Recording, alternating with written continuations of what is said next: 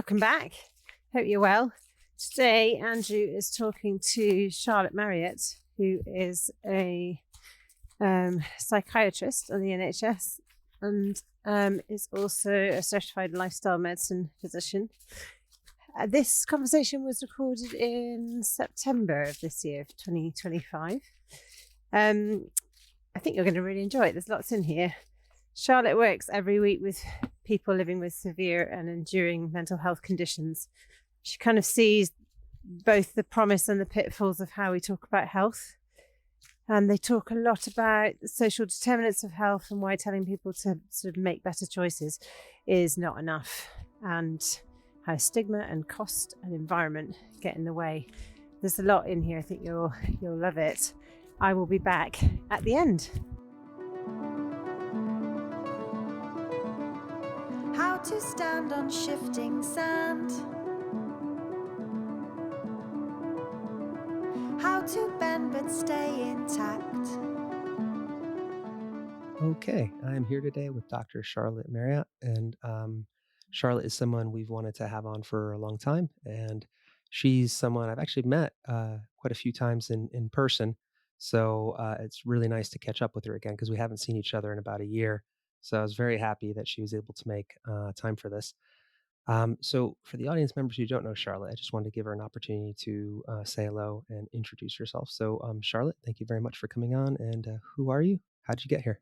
Hi, Andrew. Thank you so very much for inviting me. It's lovely to see you again and have the opportunity to speak with you about things that we find mutually interesting. So, yeah, really nice to see you.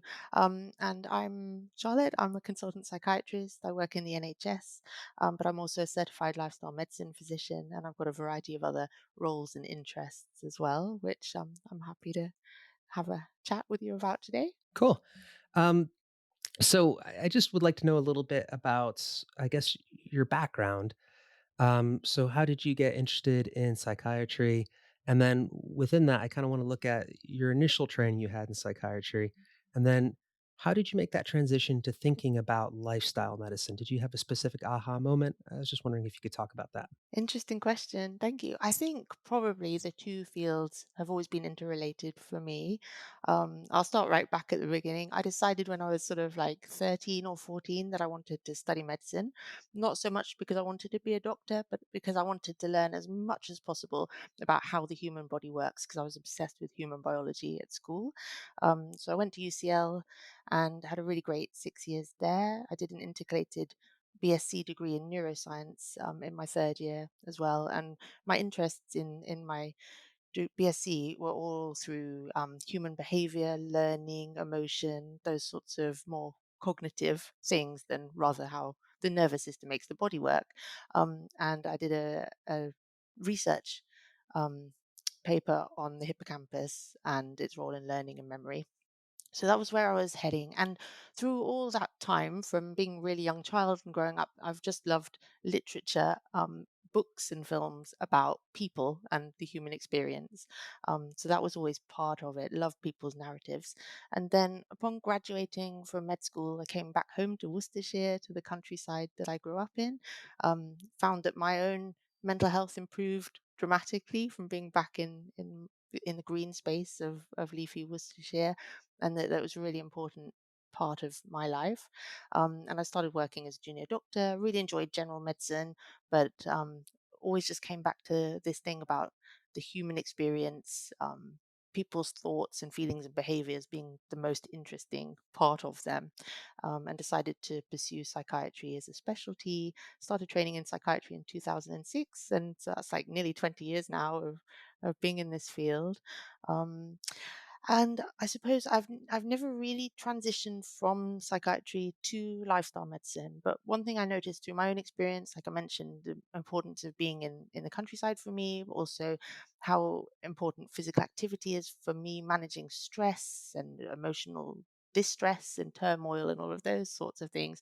And realizing that a lot of my patients that I was seeing with common mental health problems and more complex and severe and enduring mental illness, it was a commonality that perhaps they were isolated, um, sedentary, not not engaged in meaningful activity quite often, and with a lot of socioeconomic disadvantage that made it really difficult for them to engage in those sorts of things, or to join a gym and be active, and the role of stigma and discrimination and prejudice and all of the things that just get in the way for my patients. And lifestyle medicine I came across in around 2018, I think, as a thing. And immediately that was my aha moment, the thing that I'd always been looking for, that meant that I could talk to my patients about these simple things that could help them improve their health and well-being and their general happiness and quality of life, but that were based in evidence and were not just me giving my own personal opinion. So I started to study lifestyle medicine and completed the diploma for the International Board of Lifestyle Medicine in 2020. And since then, I've just been talking about it nonstop to everyone as much as possible. So that's kind of a whistle stop tour to the present day. That's that's good. That's a really useful background. It's one of the things I definitely want to talk about later in the conversation, because you mentioned all these barriers that people face, and then also the sort of recommendations, the ways that we can help them. And I think there's some interesting conversations and also perhaps misunderstandings about lifestyle medicine, which I'd like to talk about in a few minutes. But what I'd like to know about right now is I'd kind of like to know more about your daily practice. I mean, in terms of professionally what you do, because I think you wear a few different hats and you have a few different roles. So I'd just like to know what sort of how do you work within NHS as an organization, and are there any other roles that you have? Thank you. Yeah, I work in the NHS 90% of the week, so that's 4.5 days. And I have a number of roles within that. So, obviously, clinical care is the majority of what I do, but I'm also a clinical supervisor, an educational supervisor, a medical appraiser for the trust I work in. Um, I have roles in sort of leadership and teaching and training. I'm a clinical specialty representative for psychiatry to the local medical school. I'm also undergraduate tutor for the trust from students from the medical school. So yeah, there's a lot in my 4.5 day week that I Yeah. pack in. Um, and I think often people are surprised that doctors do a lot of stuff that's not all patient facing, but we all wear lots and lots of hats within our NHS work. I don't do any private practice in terms of clinical work, but I do run a little private sideline, which is teaching and training on lifestyle medicine. So webinars, workshops, teaching at different medical schools or for different organizations, a couple of corporate workshops that I've done and things like that. So that's more thinking about helping people, other doctors, other healthcare professionals incorporate lifestyle medicine into their routine clinical practice, like I try to do, and also helping people in other fields to improve their own health and well-being and manage stress and live happy, productive lives. That's really useful, I think, to build the context there.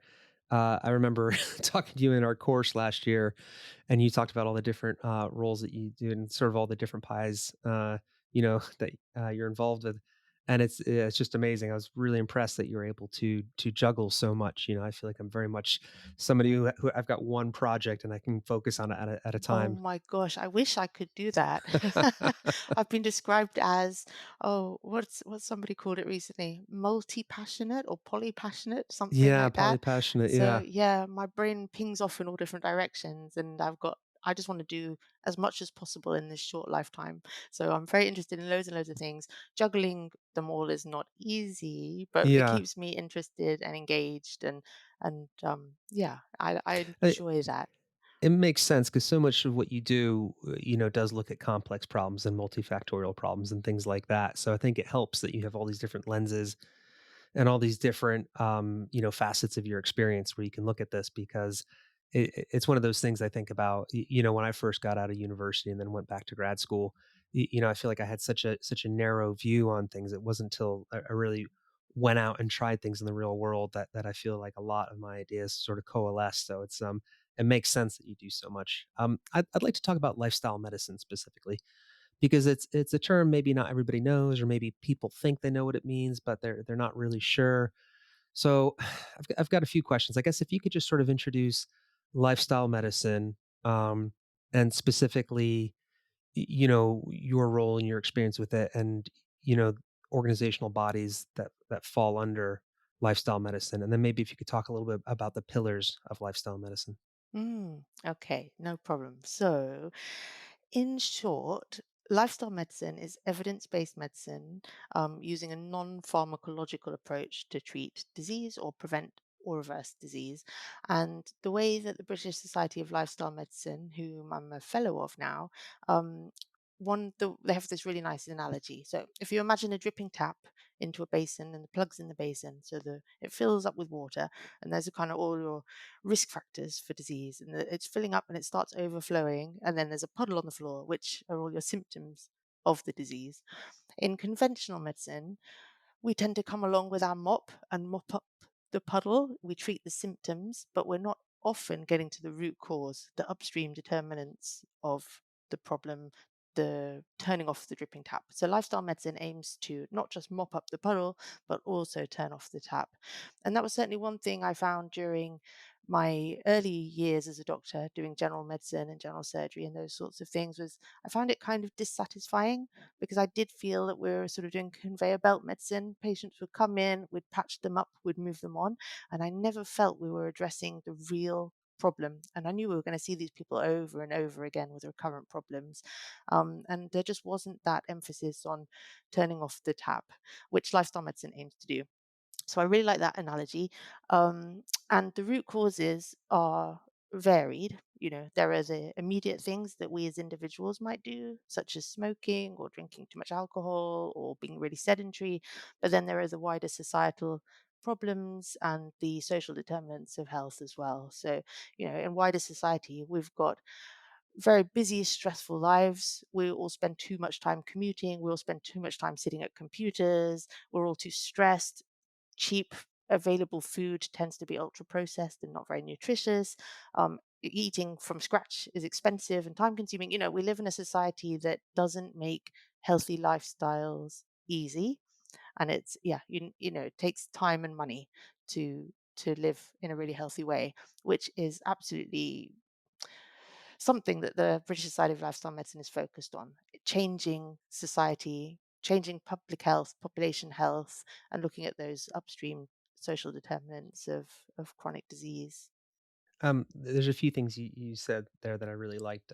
You brought up the social determinants and sort of upstream factors, which I think is important to talk about because I think so often people think when they hear lifestyle medicine that it's just putting the onus on the individual just to buy organic food or cook from home without any reference to the point that there are real barriers, systemic barriers and social barriers that might prevent people from sort of engaging in this, I guess, making healthier choices, but also just being part of a healthier environment as well. Not just making all about the individual choice, which brings me up to something I know we both wanted to talk about without without naming any names. There was a post on LinkedIn the other day. I don't spend much time on LinkedIn, and I very rarely respond, but I did respond to this one, and it was just somebody saying essentially like, uh, in their opinion, they felt lifestyle medicine was a scam or a grift, and they said, "What we already know all this stuff. It's common sense. Why are we telling people just to make normal, healthy decisions that any adult knows to make?" And I think they also said if lifestyle medicine were real, we should just call it medicine.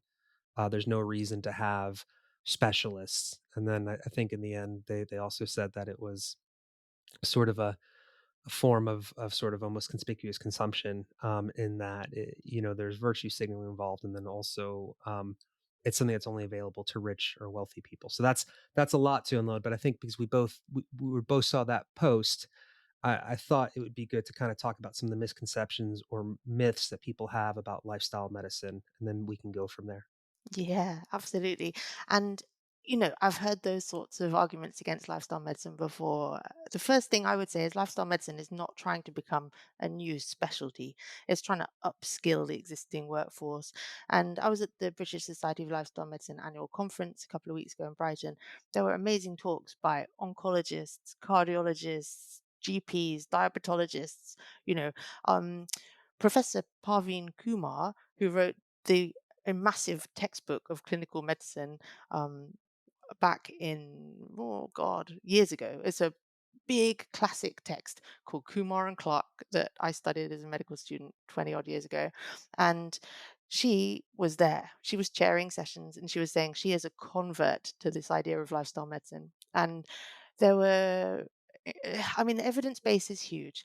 And the criticisms that lifestyle medicine often get are that everybody knows we need to eat better and move more.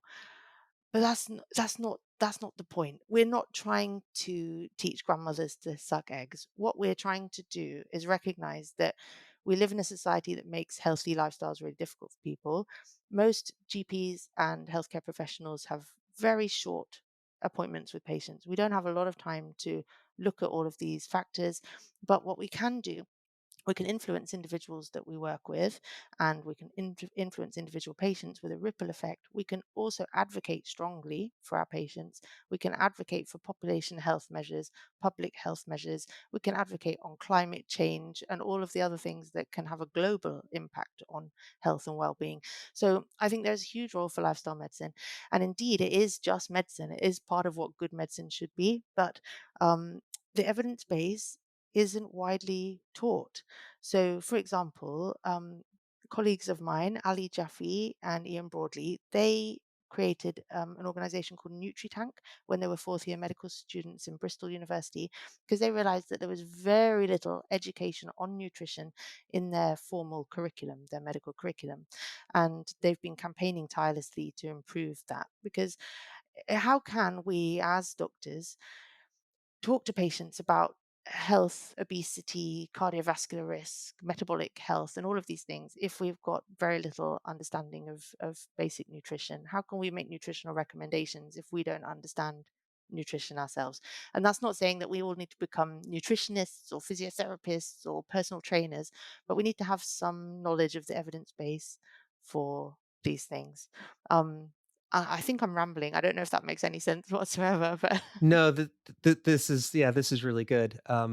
You brought up the point of advocacy as well, and I think it's one of the things that people look at as well. It's like, well, what kind of good at a systemic, or like a national or population level can lifestyle medicine do? And I think you did a good job of explaining that because again, over and over and over again, I think we always have to be mindful of not falling into the trap of putting the onus on individuals, Mhm. especially when we talk about making better decisions. Because as you very eloquently stated, there are barriers that prevent people from doing that. And I guess one of the things I'd like to talk about, as an American talking in 2025, is we can sort of see, I think, the dark side of some of this wellness culture or fitness Mm. culture or whatever in the most extreme forms happening in America right now. So there's the MAHA movement, which is Make America Healthy Again, which Mhm. seems to boil down to telling people it's their own responsibility to make better decisions, while at the same time sort of cutting back or removing a lot of the traditional social safety nets and medical safety nets. And America, which really doesn't have much anyway. I mean, I think most listeners will know that America doesn't have any kind of nationalized health system, and it's all privatized. So if you don't have the money, then you often won't get the treatment. Um, so I would kind of, I think it'd be worth sort of talking about this sort of. It's not the dark side of lifestyle medicine, but it is the dark side of people talking about making healthy decisions. Could you expand on that? No, I totally agree. And I think, mm, well, let's give the example of some of the criticisms that are leveled at the wellness industry and some of the kind of grifting that does occur, like selling IV vitamin drips or unproven therapies, things that have got no evidence base whatsoever under the guise of wellness, or putting the onus entirely on individuals, like you say. Um, or coming out with outrageous statements, for example, in America, saying that eating fast food is fine as long as it's cooked in tallow fat and Beef tallow, yeah. yeah, exactly. Like when the problem actually is the ultra processed food with low nutritional content, not the fat it's cooked in. So there are all sorts of problems with it, and people will always take any good thing in a bad direction for their own personal gain.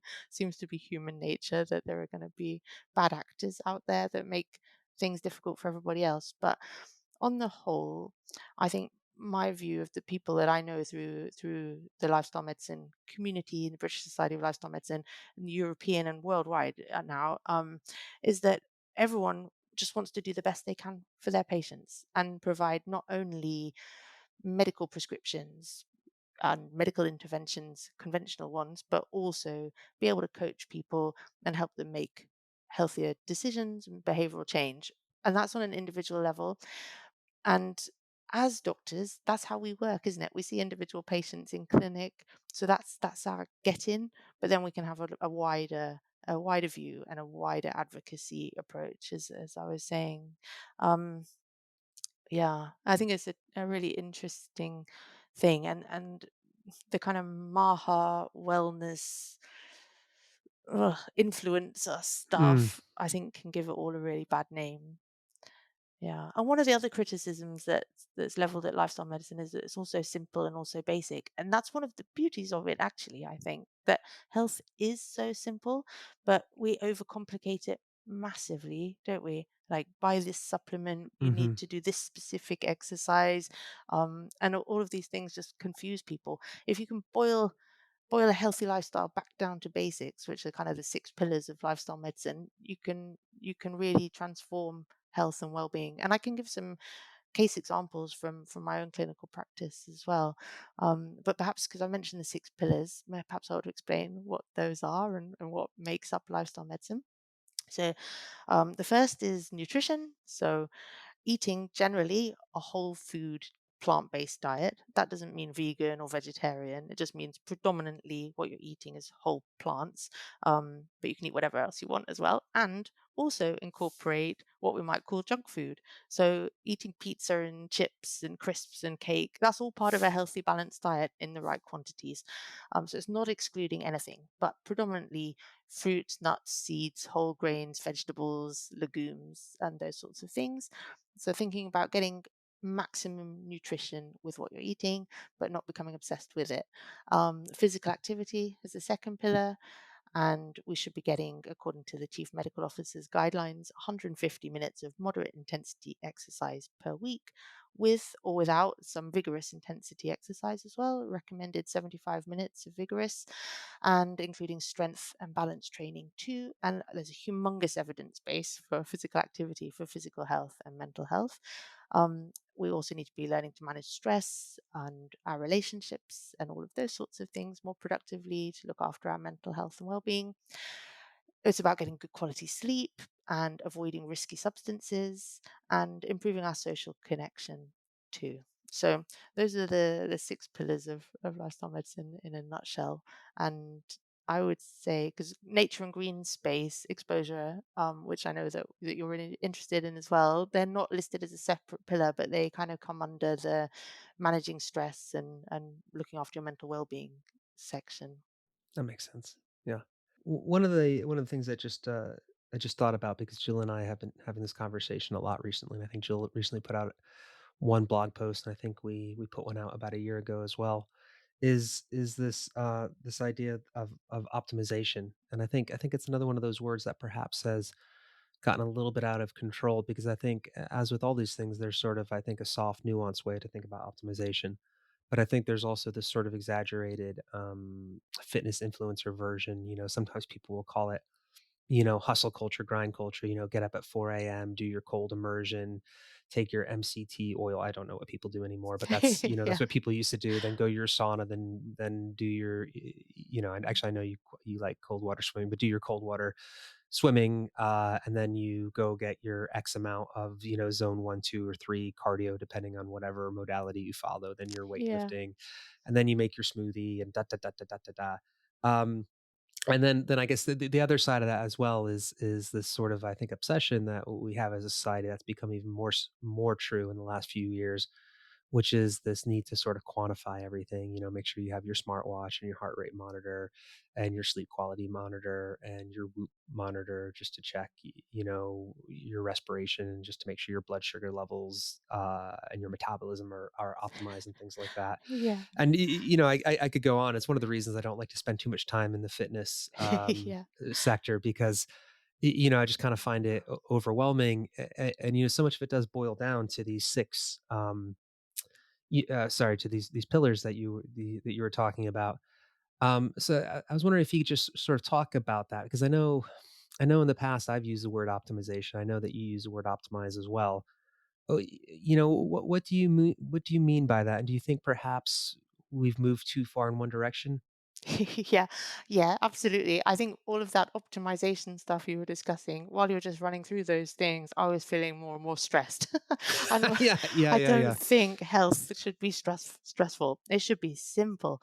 So, and I don't think we need any of that protocol driven. Do this, do that. You've got to do this. Grind, grind, hustle. No way. I don't like that, and I don't think we need all the monitors either. I don't wear a smartwatch. I don't monitor my sleep. I don't think it's necessary. I think health is so simple because we are biological organisms. We've evolved in nature as part of nature, and we should just listen to our bodies and our natural rhythm. This is my view, and I think we've overcomplicated everything, and I don't know why. I mean, it doesn't. I don't think it helps anybody apart from maybe feeling like you're better than everybody else if you can do all Mm, these things. I don't think it helps, yeah. and it certainly doesn't improve your health or well-being, and it's just likely to cause you a lot more stress and anxiety, particularly if you can't manage those things every day because you've made it something you have to do. I think we all need to relax a lot more Mm, and focus on just the basics, eating good nutrition. And, you mentioned with nutrition about organic food and we talked about cost. Eating a healthy, balanced diet doesn't have to be expensive. You can mm. eat tinned, frozen versions of fresh fruit and veg and fish and all of these things that have the same nutrient quantity and quality and cost a fraction of the price. So there are ways of eating really healthily on a budget. So that's just one point. I think we need to just make sure we're moving a bit every day in a way that we enjoy, that feels good to us, that keeps us active and reduces our sedentary time. That can be free. It's accessible to everyone because you do what you can do in a way that feels good for you. We need to be getting plenty of sleep, but not obsessing about sleep. We just need to go to bed at the same kind of time every day, wake up at the same kind of time every day, and make sure we're getting enough sleep that we can function effectively during the day. We need to be avoiding risky substances. That can be really hard for some people to do. But there's help out there if you have problems with addiction or dependence. And we need to be making meaningful social connections. And that also can be free and easily accessible to everyone. We need to get outside and learn to manage stress. And I think all of these things like they can be so simple and in today's society can be so difficult on the other Mm. hand. But we certainly don't need to be causing ourselves more stress and anxiety by trying to follow crazy protocols. And I think things like these smartwatches that, like, I saw an advert for one that tells you when you should be exercising. This is the right Yep. time for you to exercise. This is the right time for you to rest according to your heart rate or whatever. Um, our bodies tell us that. We don't need a watch to tell you that. And if you're relying on an external device, Yes. then you're not listening to your own body's cues. We need to tune in more to the inner self. That's just my view. Yeah, I mean, I feel the same way. I don't have a smartwatch. I think I had one of the proto smartwatches about 10, 12 years ago when a lot of self quantification stuff was coming in. And I realized that the picture it was painting for me was never accurate, because at the time I was living abroad, and I used to get around by a scooter, and it because of the vibrations of the scooter, it would like a moped, it would measure me as having walked an additional 15 miles every day, and it didn't track weightlifting. That's when I was still a CrossFit coach. So I would do this really intense session, and it wouldn't really register, obviously the fact that I had just done X amount of deadlifts. So then, I found myself gaming it so I would walk more and more at the expense of other things, because that's what gave me the good score. And it's so easy to Yes. lose the forest through the trees on this. Yes, exactly. And then you've lost the focus. What was the point of it in the first place? Yeah, exactly. Yeah, it's so true. And also, I've had a number of patients over the years who've become extremely Yeah. anxious because of their smartwatch. I remember one young lady she loved to run, and she was just constantly like, "Oh my God, my heart rate's going too high. Oh my God, it's too high. Oh my God, it's 160. Oh my God, I'm going to have a cardiac arrest." And then she couldn't run anymore because she was so anxious that she was going to die. And it was Yeah. just terrible because that was something she loved that created an anxiety disorder that she needed to see a psychiatrist about. So a lot of the work I did with her was stripping all of that back, and it took a long, long time, but eventually she got back to running and threw her smartwatch away. So I we've got to be actually careful.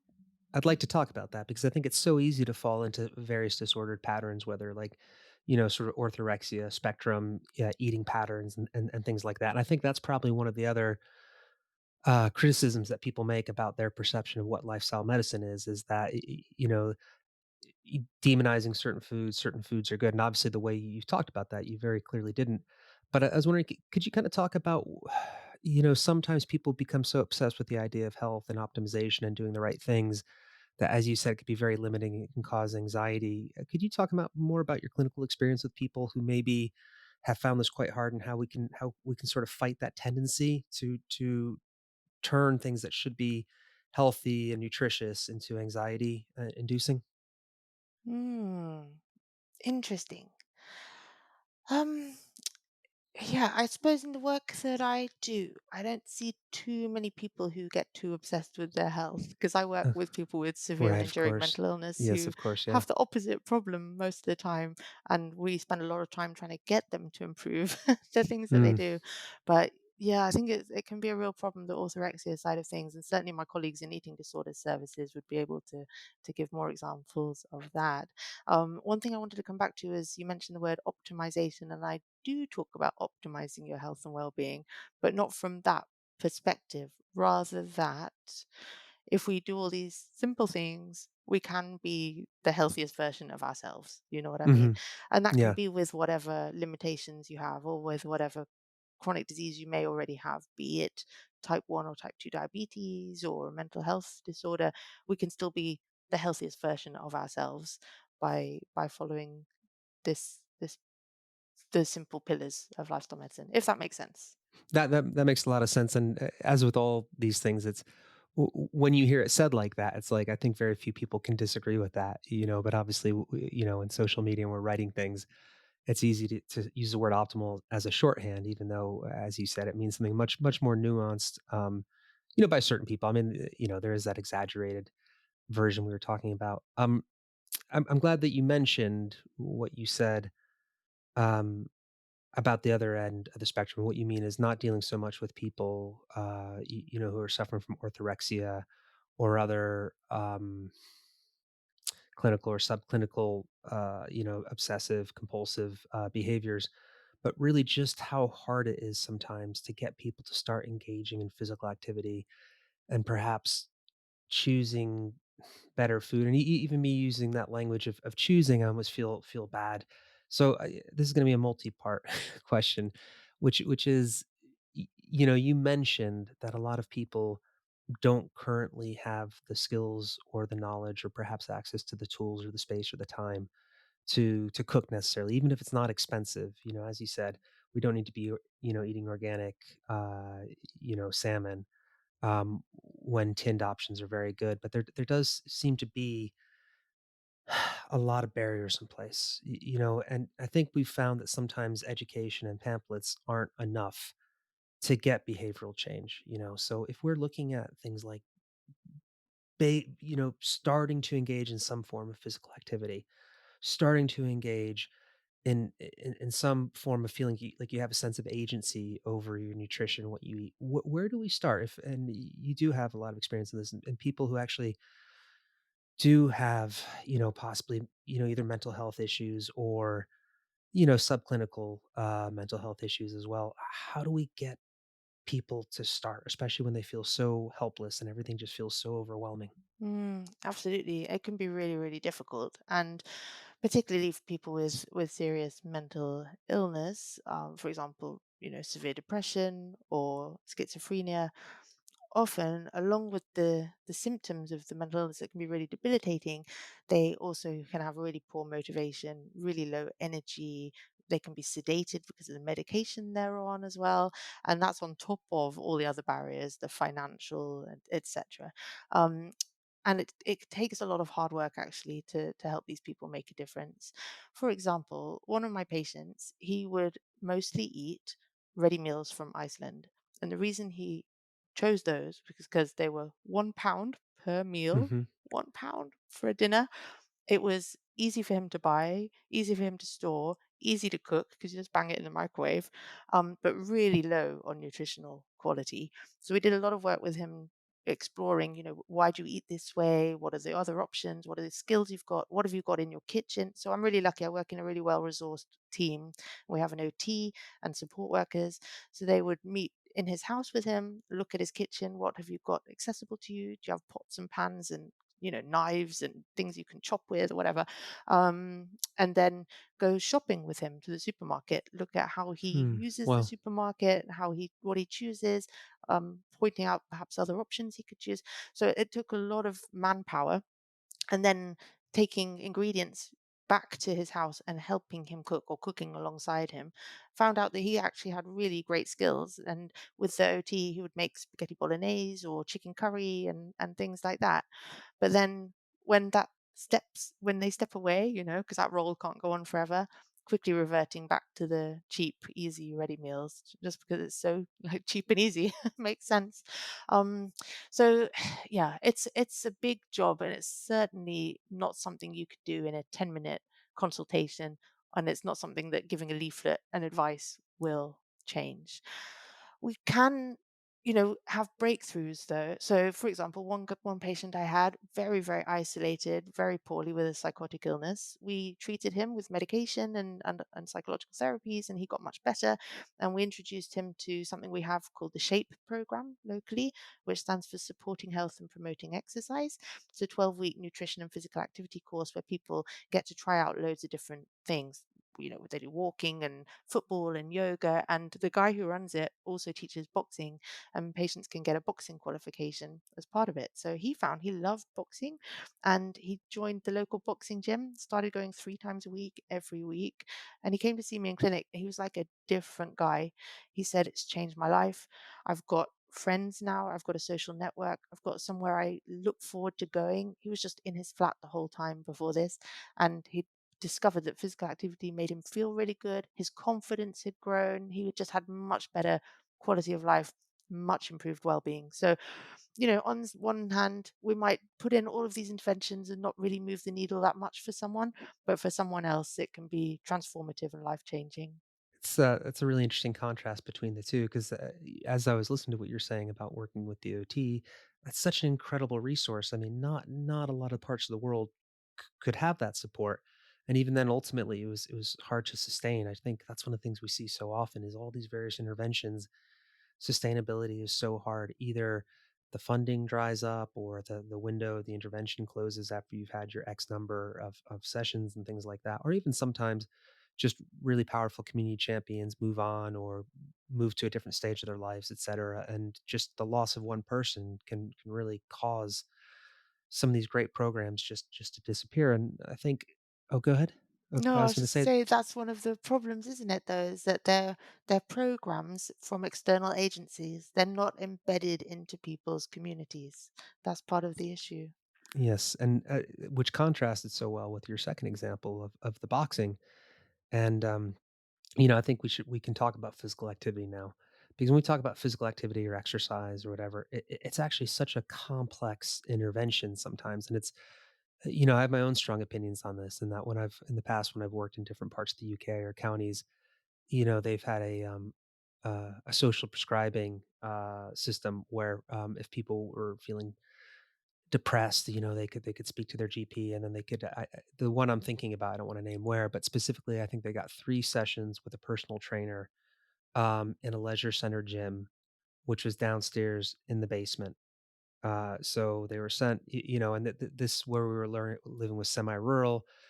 So if someone was living in this rural area, they'd have to get to the major city in that area, which obviously would have all kinds of barriers. They would get there, and then I imagine the personal trainer would probably have them do 3 sets of 10 on various arcane machines, where they do the movements and then they go home. And, that's very much it.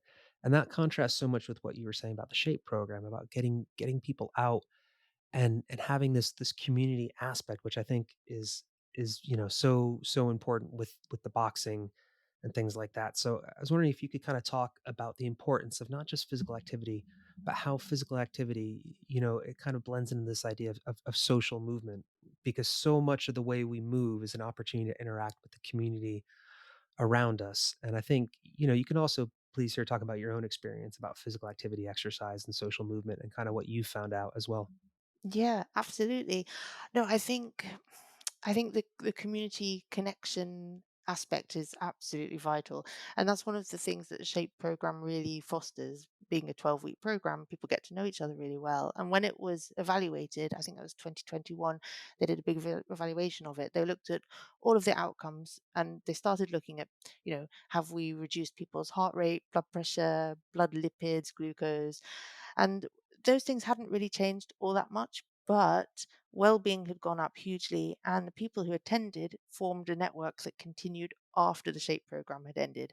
So people carried on meeting up for walks or to play football long after SHAPE had finished. And I think that's one of its major, major positives, even if we're not reducing people's blood pressure through it. So I think community being embedded in the community is vital. Otherwise it's just not going to happen. And it's partly the benefits of social connection, it's partly the benefit of being with other people who are doing the same thing, so it gives you a sense of um, agency and accountability. You don't want to let other people down, but also you enjoy it more because you're doing it with other people, so you notice more benefit from it and you want to do it and do it regularly. Um, and other people motivate you in a way that you can't motivate yourself, so there's this thing called BMAP, which behavior happens when motivation and, oh god, what does it all stand for? Potential? I can't remember acronyms. But anyway, essentially it means that motivation on its own isn't enough and motivation wanes as well. So whenever you start a new thing, you're like super motivated and you think, I'm going to do this 3 times a week. That quickly fades and motivation isn't enough to keep you doing it. You need something else. And I think often it's the community that keeps you going. For example, recently my husband and I were training for a 10K together. And we'd planned this Sunday morning run. We're like, we're going to leave at this time, blah, blah, blah. We stepped out the door, and as soon as we stepped outside, it started to rain. And my husband said, oh, no, it's raining. Shall we go later instead? And I was like, absolutely not. We're going right now, rain or no rain. But without each other, probably neither of us would have gone running that day. Um, yeah, community is key. I think I've probably started rambling again and lost the thread No, of the no, no, question. no, that's exactly right. Just community is key. And I was thinking before the recording started, we were also talking about how you've been doing CrossFit for about 18 months, which, regular listeners will know that I was a CrossFit coach for about 10 years. And one of the things that one of the needles I always try to thread is trying to take what I think were some of the best aspects of CrossFit. Um, but then also trying to add in more of a nature connection element to it as well. But as we were talking about before the interview started, CrossFit is I think such a really good example of a lot of what we were talking about, of the group support and like increasing your sense of agency, um, increasing your sense of capability, um, and just getting people motivated about getting stronger in ways that might not always be meaningful for them. And one of the things I always talk about is sometimes you have to give people an opportunity so they can give themselves a permission to care about things, if that makes any sense. I think a lot of times when we start working with people, they'll say, "Oh, I don't really care about that," or "I'm not really into that," or "I don't really like that." But you realize often they don't have the opportunity. They've never had the opportunity to feel secure enough to openly care about something. It's also something funny. I'd say for me personally about British culture is I think a lot of times British people are kind of afraid to show that they enjoy things. Sometimes I think it's a bit embarrassing to get really into things, whereas Americans, tend to be uh they're less self-conscious about being enthusiastic about things. So it's really funny to see the difference between the two cultures, where I think it takes a while before British people can actually admit that they really like something. I don't know, maybe that's not fair. That's really funny. No, I think it Yeah. might be it might be true. We have a different way of expressing ourselves. Yeah. Yeah, it's a regional thing as well, because obviously, there are different parts. Um, there are different parts of the UK. Um, Since we're talking about physical activity, and you already mentioned the chief medical officer's recommendations, which is X amount of time of moderate activity, intense activity, plus strength training, plus balance, plus everything else. I think sometimes people can feel really overwhelmed by that. How do people define moderate? How do people define intense? And then does it does it matter specifically? Are there certain things that people should be doing, must be doing, or is it just sort of more important that we get people out moving? What's your philosophy on that? Mm, yeah, really good question. Thank you. So, yeah, I mean, it sounds like a lot, doesn't it? 150 minutes plus or minus 75 minutes plus strength plus balance, blah, blah, blah. It sounds like, whoa, that's a lot. But if you boil it down, it comes to like 20 to 30 minutes a day of moving your body. And moderate intensity is the kind of intensity where you can be chatting while you do it, like running along with a friend and having a conversation. Whereas vigorous intensity is like at CrossFit, where you're working so hard, there is no way you could have a conversation with anyone during the movement. And ideally, you should get a bit of both kinds, but we don't need to obsess about that too much. And there are huge benefits just to be had from gentle, regular exercise, gentle walking, brisk walking, cycling, dancing. It doesn't have to be extremely energetic or vigorous. It just needs to be regular and often. And one of the key things is just breaking up sedentary time, moving a bit during the day, every day, taking the stairs instead of an escalator or a lift, walking a little bit further from the car park or bus stop than you might ordinarily, just building in little bits of movement. If you're sitting, in a long meeting or something, just getting up every hour, moving around a little bit, break up the day, dancing in the kitchen while the kettle's boiling. All of these things make a difference. We don't need to have expensive equipment. We don't need to join a gym.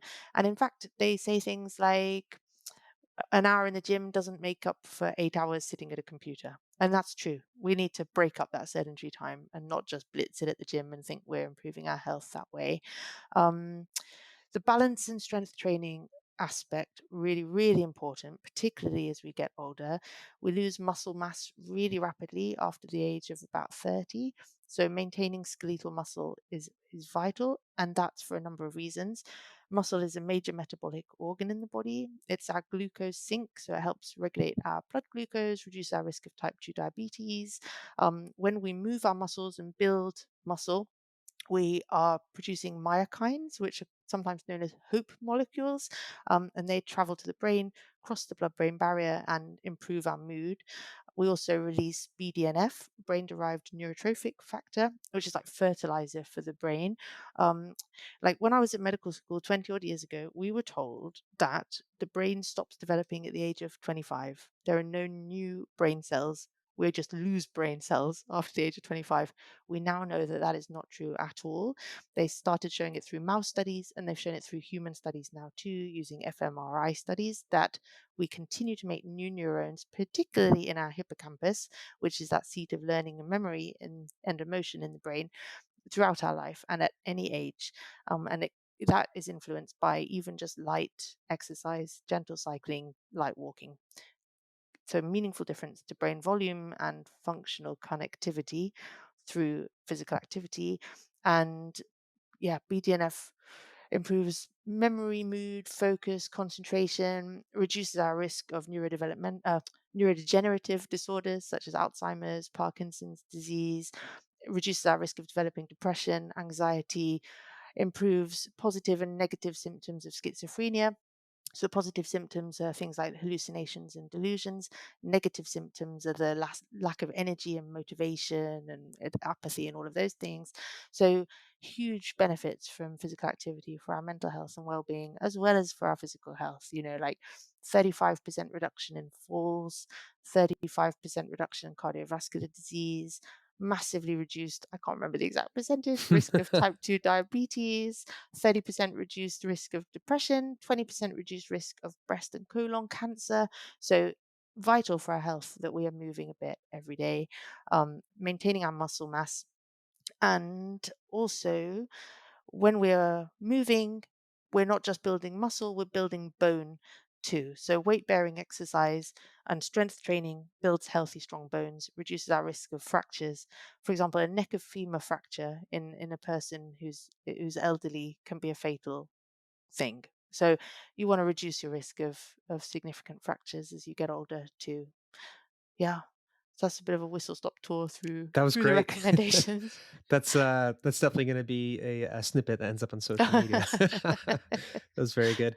Um, as you're talking about all that, and at the risk of me sounding like a hypocrite before when I was talking about optimization and maximization and things like that, within everything you were just talking about, all these benefits. So, if our listeners are saying, "Oh, I want to learn, more about myokines, or I want to learn more about BDNF," or other various, chemicals, or even if I don't want to learn about it, if I just want to, I'm going to say the word, if I want to maximize or optimize this, um, are there certain aspects of the quality of exercise and modality or the context or the environment that have been shown to have more of these benefits, especially in terms of the long-term health and mental health aspects? Enjoyment, I think, is the one thing, because if you enjoy what you're doing, you're going to keep doing it and you're going to benefit from it. If you hate it, if you go to CrossFit and you hate it, you're not going to go back. You're not going to benefit from it. If you love to go for a gentle walk for half an hour every day, you're going to get enormous benefit from that. If you love dancing, you're going to benefit from that. There's no point doing something that makes you miserable that you hate. It's not going to help at all. Yeah, that And makes a I lot of would sense. say, yeah, don't worry about the type of exercise. Just do something you enjoy. And when you ask people how they feel after they've moved, nobody ever regrets it. Nobody ever regrets going for a walk or going for a swim or dancing with their friends. Like nobody goes, "Oh, I wish I hadn't gone for that walk." You just don't. Yeah. You I always wish I feel stayed better. home and watched that Netflix series for another 2 Yeah. hours. That would have made me feel much better. Exactly, Yeah. exactly. And I think a lot of people get fearful that exercise is going to be harmful for them. That you see those notices that say, before you start any regular exercise, have an appointment with your doctor.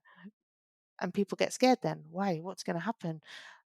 Exercise is absolutely safe as long as you do it within your capabilities, right?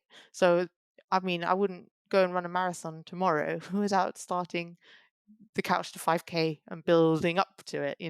So it's about doing what you can do. But oh gosh, I wish I could show you. I'm sure you've seen it. This graph from the WHO on the benefits and harms of exercise. You must have Yeah, could seen you that. describe it to the audience? Absolutely. So it's a kind of elliptical shape curve, if you can imagine. And on the top part of the curve, it starts at the bottom, and there's a picture of a guy sitting on a sofa, and he's getting no regular physical activity and he's getting no benefits from it. Then the curve goes up and kind of plateaus.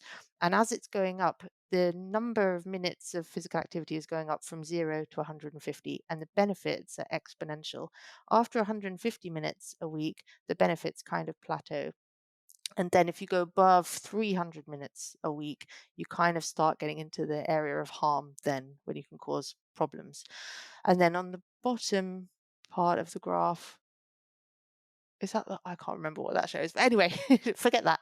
But you can look it up on the internet, the WHO physical Yeah, activity and then the graph. implication of that, which I think is really important, and you might be able to say it better than I can, but what's the big takeaway on that? So it's got a very good message, which is that you see the person sitting on the sofa, and what's the takeaway when you see that, or when you've shown it to The patients? people who do the least stand the most to gain, because it's that doing nothing to doing something is where you get the greatest benefit.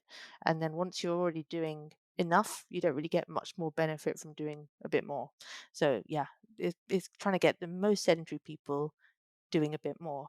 And we know from the data that 1 in 4 women and 1 in 4 men get less than 30 minutes a week of physical activity. Yeah. So we've got a long way to go um, How to meet the uh, guidelines. we're getting towards the end of the interview, but that's one of the things I did want to talk about is how things have changed over time. If you've been practicing for quite a long time and you've been thinking about this for even longer. So, I mean, I think we've seen some positive changes in the language that we use and the awareness, and I think that generally things have become more holistic. And like you said, we spend more time looking upstream and thinking about things like prevention and, perhaps, creating better social determinants. But what does this mean for, let's just talk about the British population. Um, would you say that things are moving in the right direction in terms of physical activity and health? Are things staying about the same? What kind of trends are you aware of in this regard? Hmm. I think it's Sport England, I think, do a regular survey of physical activity. And I think, if I'm remembering correctly, the numbers are kind of stable in terms of the number of people that meet the guidelines and the number of people that get less than 30 minutes a week. They did the survey during COVID and subsequently, and really there's not been much difference. So um, yeah, I think it's probably a bit static. People who move, move, and people who don't, don't. So imagine I've just gifted you. You've got £10 billion. You've got £10 billion, and I'm going to give you a special position at the top of the government, where you can enact policies, and you've got some leverage to really pursue the policies and changes you'd like to make. What could we do to get people moving more, to improve their movement opportunities, and to get the UK population healthier? What are some big changes that we can make? I think it's environment. I think it's about cities and our towns being safe, having safe walking routes and cycling routes and green spaces, places for people to meet and do fun things, like park run or whatever, or even not organized activity, just spaces where people can get together and be active.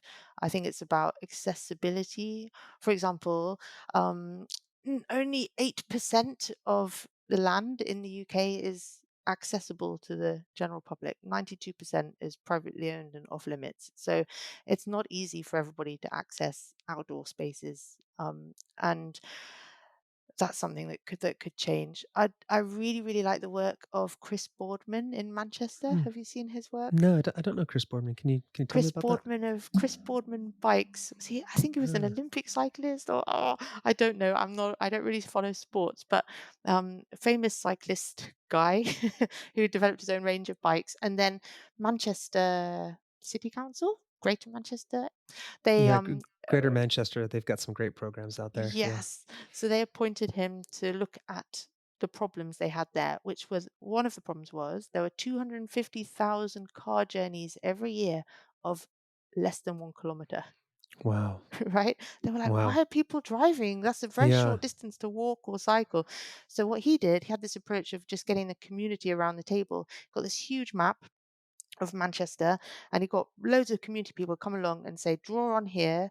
Where is safe to walk? Where is it dangerous? Where wouldn't you go near? Where would you let your 12-year-old daughter walk on her own? Where are you safe to cycle? And they just marked this map, and he could see that there were that you couldn't connect the city through safe walking and cycling routes, and this is why people were driving everywhere. Crossings were dangerous. There were no cycle lanes, pavements, etc., etc.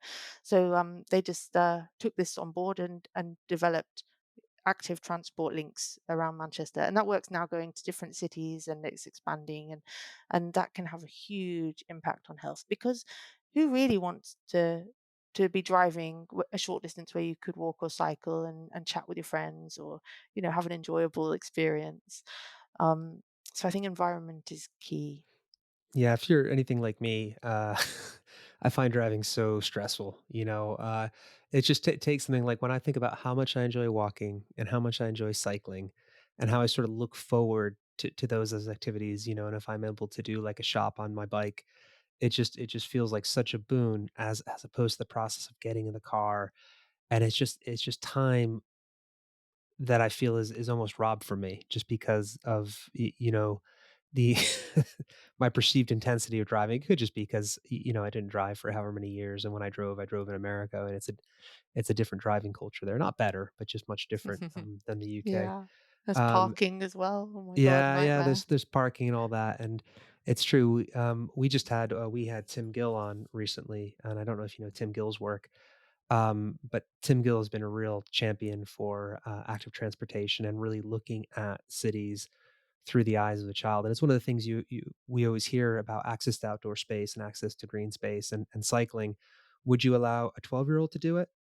And would it be appropriate for a woman to do it in the dark? And if the answer is no to either of those questions, then it means that you don't have the green infrastructure and the active travel infrastructure to really make that usable. Um, so that's probably another conversation for another day. Yeah, but those things are Um, key, aren't they? Safety. yeah, Safety is key. safety. Um, yeah, and there's loads of reasons why people don't feel safe accessing natural environments on their own. And I mean, that's a whole other conversation. Yeah, but we've really got to think about accessibility, not just for able-bodied men, but also for women, children, people from other disadvantaged backgrounds, and people who may be at risk because of their personal characteristics. We've got to think about safety as a whole as well. Yeah, yeah. I think you're right. I think safety, inclusivity, just increasing access across the board. Um, we're just coming up on an hour. So, the last thing I'd like to ask you is, for anyone who found this conversation interesting, do you have any resources or books or just anything that you've read or thought about recently, that you wish more people would know about, or just maybe a book or an article that's really changed your view on something?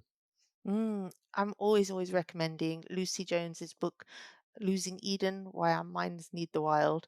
If you need any convincing that being in natural environments is good for us, then that's the book that will answer that question. Amazing book. And there are many others. Perhaps I could pop some links through via Oh yeah, email for the. we can put some in the show notes. Um, well, okay. Charlotte, thank you so much for your time. I really appreciate it. I really enjoyed this. And I think our audience will get a lot out of this. So thank you. Thank you so much for having me. Lovely to talk with you. Day, night. It's a daily exercise. It's a daily exercise. It's a daily exercise. And we're back. Thank you very much to Charlotte for coming on and giving us so much of your time. Just a lot in there, really, that chimed with us, particularly around community, safety, and environment not being sort of nice add-ons. They're the conditions that make change possible in the first place. I really enjoyed listening to that on my walk.